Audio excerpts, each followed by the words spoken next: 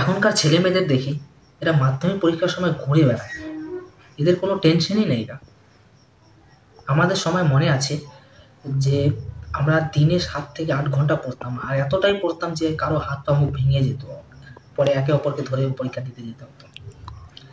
তো এদিকে আমার বাবা প্রচুর স্ট্রিক্ট ছিল, দিনে 7 ঘন্টা না পড়লে খেতে দিত না, সেজন্য 2-3 দিন না খেয়েছিলাম। তো একদিন বাবাকে আমি প্রচুর রিকোয়েস্ট করি যে খেতে দাও না, আমি তো দিনে 6 ঘন্টা, শুধুমাত্র 6 ঘন্টা 45 মিনিটই পড়িনি। শুনতো না।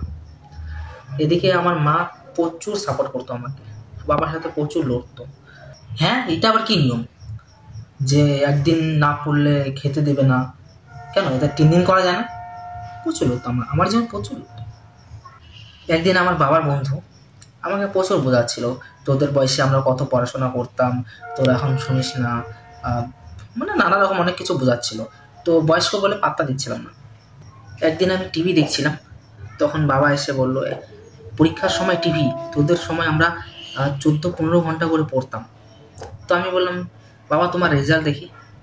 তো বাবা বলল যে রেজাল্ট, তোর যখন রেজাল্ট বের হবে ওটা মিলে আমার 90%, তার মধ্যে তোর 70% থাকবে।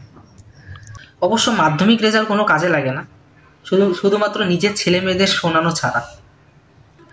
অবশ্য রেজাল্ট বেরোলে নিজের লোকের থেকে পাড়ার লোকেরই বেশি টেনশন।